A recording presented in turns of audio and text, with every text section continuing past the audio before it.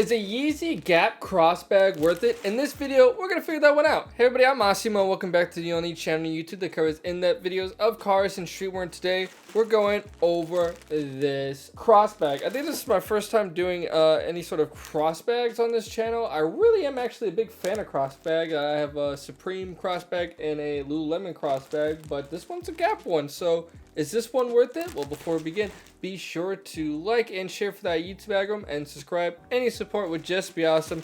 Now let's get right into the review. Anyway, starting off with the unboxing, this thing came in a plastic bag. I assume it was the plastic bag from Gap. Removing the crossbag from the bag and removing the little piece of cardboard here, and here it is. Here is the Yeezy Gap crossbag. One of the first things I have noticed already with this crossbag is it's actually kind of freaking big. For like sizing reference, here's like my normal Lululemon crossbag, and here is the Yeezy Gap crossbag. I mean, it's quite big. Some background information on this thing. This thing released like 2 years ago, back in September, for the retail price of $200. Since then, they've been doing a whole lot of restocking, and this thing kind of picked up popularity. So is the Yeezy Gap crossbag worth it? Well, let's start by talking about the styling of the bag. Yeezy Gap crossbags come in all black. They're pretty freaking fluffy, and they're made out of fabric, and they kind of have like a really clean and minimalistic design. So these things being big, I think, is like the wow factor of the thing.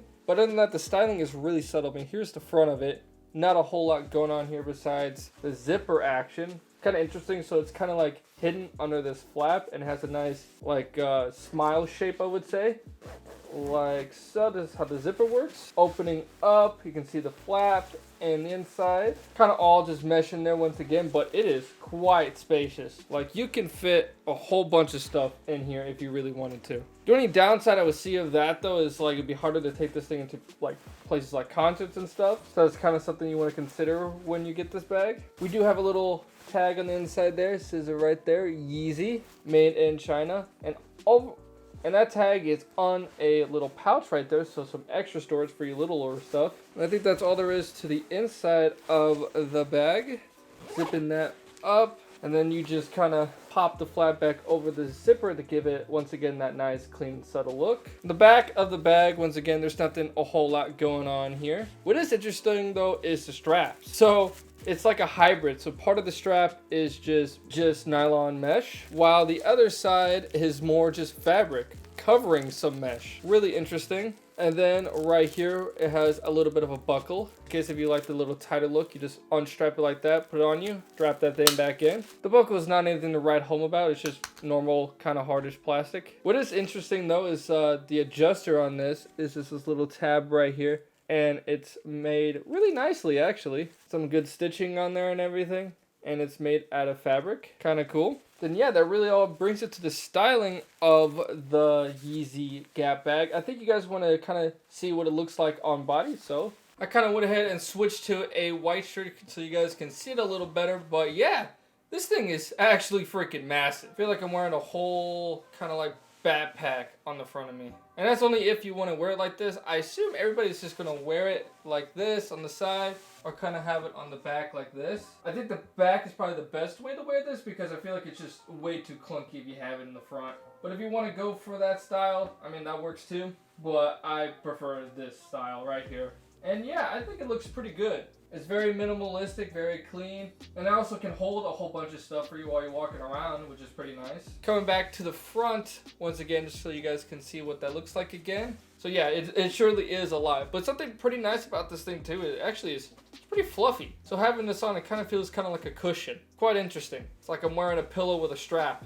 Alrighty, coming off the body, I think it's time to give my final opinions of the Yeezy Gap waist bag. And something I kind of failed to mention is the quality of it. The fabric's really nice, I gotta say. It's really nice, really fluffy and comfy. The inside is pretty nice. The only thing I would gripe about it is these plastic parts. You know, you're paying $200 for this waist bag, and you would think that it'd come with something a little bit better, more like a nicer plastic or something.